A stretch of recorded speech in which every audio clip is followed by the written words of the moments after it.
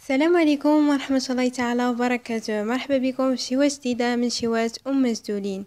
اليوم ان شاء الله نحضر معكم بسبوسة كيك شهوة منها كتجي من اروع ما يكون، كتجي خفيفة هشيشة ولذيذة بزاف، مكوناتها جد اقتصاديين والنتيجة اللي هي رائعة كتذوب ذوبان في الفم.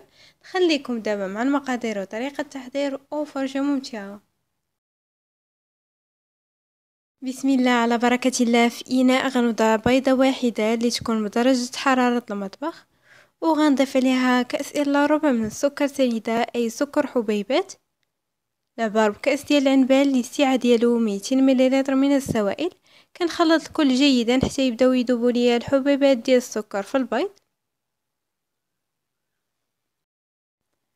ودابا غنضيف نصف كأس من الزيت النباتي، دائما لعبار بكأس ديال العنبة،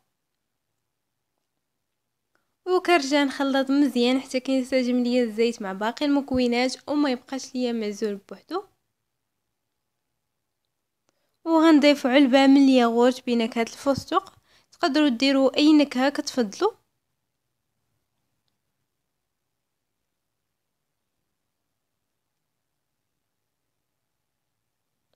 كنضيف الياغورت وكل مكون كنضيفوه الا وكنخلطوه مزيان حتى كينسجموا ليا المكونات كاملين مع بعضياتهم. هنايا غنضيف كأس من الحليب، دائما الكاس اللي كتعبروا به المكون الاول هو اللي كتستمروا تعبروا به جميع المكونات، ماشي بالضروره يكون الكاس ديال العنبه. وكنرجع نخلط مره اخرى حتى كينسجموا ليا المكونات كاملين. من بعد غنضيف 2 أكياس من خميره الحلويات بوزن 16 غرام،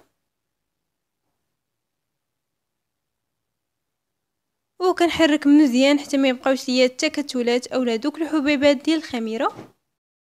وغنضيف دابا 2 كؤوس من دقيق الفينو اي السميد الناعم جدا، وغنضيف نصف كأس من الدقيق الابيض اي الفورس، ولكن ما تضيفوش كميه كامله اللي عطيتكم دفعه واحده، بقاو تضيفوا غير بشويه لان النوعيه ديال الفينو والنوعيه ديال الدقيق هما اللي كيتحكموا لينا في الكميه اللي غنضيفوا لهذا الخليط. بقاو تضيفوا بشويه حتى كتحصلوا على خليط اللي كيكون شويه خفيف، ما يكونش ثقيل بزاف. كما لاحظتوا معايا الطريقه جد سهله والمكونات جد اقتصاديه، والبسبوسه ديالنا كتجي رائعه، كتجي لذيذه بزاف، خفيفه هشيشه، والنتيجه اللي هي رائعه. هذا هو القوام اللي خصنا نتحصلوا عليه. غنوضع الخليط ديالي جانبا وغناخذ مول غندهنوه بشويه ديال الزبده، تقدروا ايضا تدهنوه بالزيت، فراه كيبقى لكم الاختيار.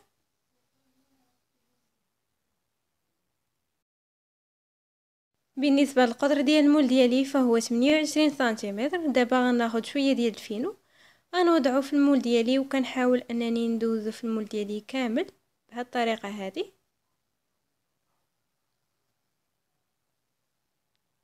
صافي، وغنحيد هذاك الفائض ديال الفينو.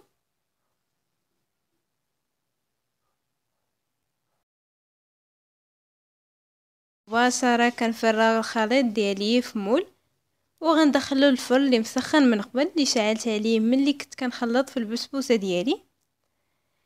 كندخل البسبوسه ديالي الفرن وكنقص النار تكون مهيله فقط من الاسفل حتى كيبداو يتحمروا ليا الجوانب.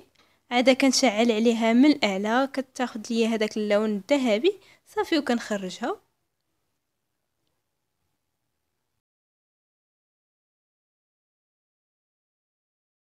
والبسبوسه ديالي كطيب كناخذ هنايا كاسرونه غنوضع فيها نصف كاس من السكر سنيده ونصف كاس من الماء. غنضيف ايضا كيس من السكر الفاني، تقدروا تعوضوه ايضا بشرائح من الليمون حامض او شرائح من البرتقال، فكيبقى لكم الاختيار. صافي، كنحركو جيدا وكنوضعو النار ونخليه حتى كيغلى ليا مزيان. هنايا خليت البسبوسه ديالي طيب 20 دقيقه من الاسفل حتى بانوا ليا الجوانب تحمروا. صافي، وشعلت عليها من الاعلى خليتها حتى خدات ليا هاد اللون الذهبي. مباشره غنسقي البسبوسه ديالي وهي مازال سخونه بالسيرو اللي كان بارد. دائما اما البسبوسه تكون بارده والسيرو سخون، اولا البسبوسه تكون سخونه والسيرو بارد، باش هكا تشرب ليا البسبوسه ديالي مزيان وما تعجنش ليا. كنسقيها مزيان وكنخليها حتى كتبرد ليا مزيان وتشرب صافي، وغنحيدها من المول باش نزينها. وبالنسبه للتزيين غندير تزيين اللي هو بسيط بزاف. خديت ورق اللي قطعته الاشرطه اللي يكونوا من نفس الحجم وكنستفهم بهذه الطريقه على البسبوسه ديالي. من بعد كناخذ الكوك او جوز الهند وكنرشو على البسبوسه ديالي بهذه الطريقه هذه. ودائما التزيين كيبقى اختياري، تقدروا تزينوا البسبوسه ديالكم كما بغيتوا. ودابا غنبدا نزول في هذوك الاشرطه بهذا الشكل هذا. كما كتلاحظوا معايا التزيين اللي هو بسيط بزاف، والبسبوسه ديالنا كيجي الشكل ديالها راقي. البسبوسه ديالي كتجي لذيذه بزاف، كتجي رائعه. ودابا غنقطع معكم قطعه باش تشوفوا القوام ديالها من الداخل كيفاش كيجي. فراه كتجي هشيشه، كتجي خفيفه بزاف وكتجي لذيذه، كتجي كتذوب ذوبان في الفم. كما لاحظتوا معايا مكونات اللي هي جد اقتصاديه والنتيجه اللي هي رائعه. كما لاحظتوا معايا سهله وسريعه ومكوناتها متواجده في كل بيت، وكتجي هشيشه كتذوب ذوبان في الفم. بيضه واحده فقط والحجم ديالها عائلي. كنتمنى فعلا تجربوها، وانا متاكده ان شاء الله لا جربتوها غتنال الاعجاب ديالكم وغتولي معتمده عندكم. ولا كنتو اول مره كتشاهدوا القناه ديالي فمرحبا بكم والف مرحبا. اشتركوا في القناه وفعلوا زر الجرس باش دائما توصلوا بجديد الوصفات. ولا عجبتكم الوصفه ديال اليوم ما تنسونيش من البارطاج، بارطاجيو الوصفه مع الاهل والاصدقاء باش تعم الفائده. وخليوا لي ايضا لايكاتكم وتعليقاتكم اللي كتشجعني بزاف. وبسلام عليكم الى الوصفه قادمه ان شاء الله.